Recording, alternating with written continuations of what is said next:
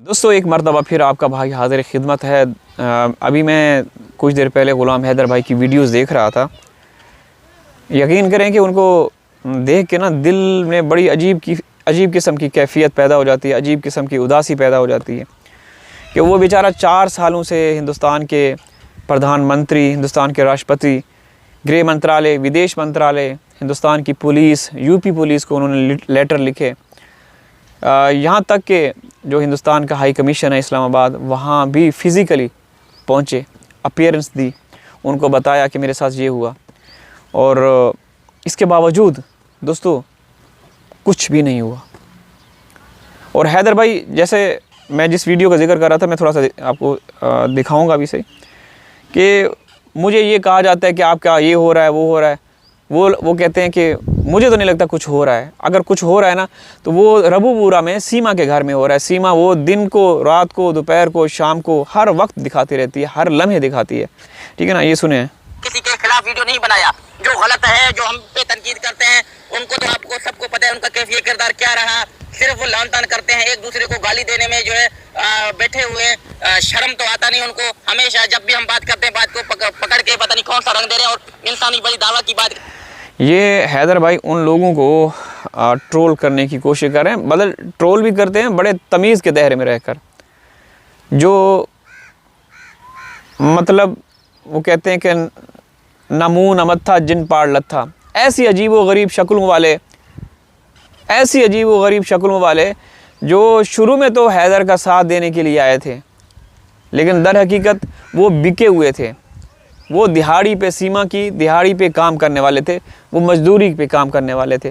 तो वो आके भाई हैदर को बुरा भला बोलते हैं। मैंने आप लोगों को बताया था ना कि हैदर के पास जो हमने अपनी आंखों से देखी ऐसी औरतें भी हैं। ठीक है ना, ऐसी औरतें भी हैं जिनकी उम्र 50-50 साल है और अपने आप को पता नहीं कभी मास्क लगाना और कभी क्या करना, और हैदर को अपना पिछला बागीचा भी दिखाती रही हैं। और जब हैदर भाई सऊदी अरब से एयरपोर्ट पे थे, वहाँ तक भी उन्होंने कंट्रोल किया हुआ था। सारे बागीचे दिखाती रहे, वो काले सड़े हुए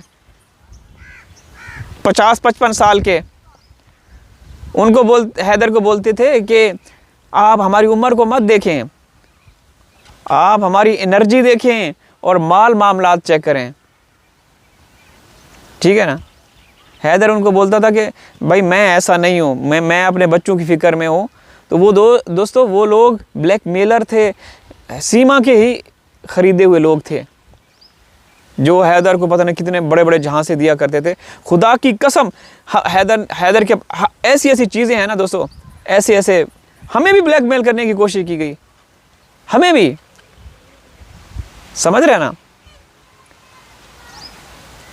जैसे अब मैं क्या बताऊं। बहरहाल तो दोस्तों हैदर भाई का यही कहना है कि जो लोग आके मुझे बुरा भला बोलते हैं, उनको अपने देश से कोई प्यार नहीं है, कोई फ़िक्र नहीं है।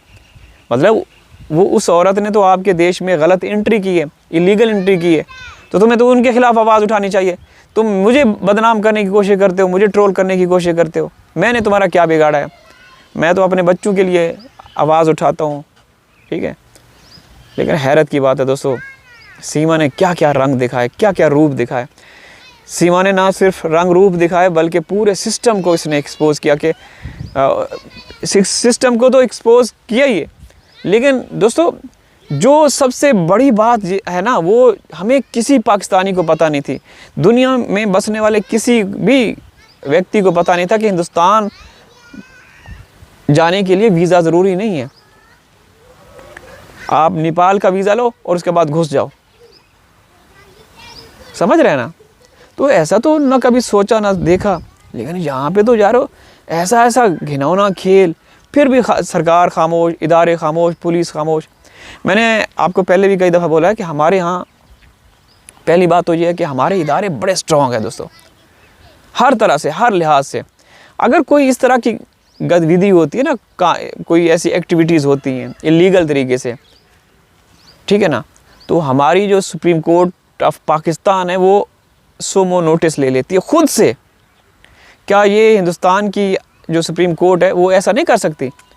क्या उसके इख्तियार में नहीं है, उसकी पावर में ये शामिल नहीं है?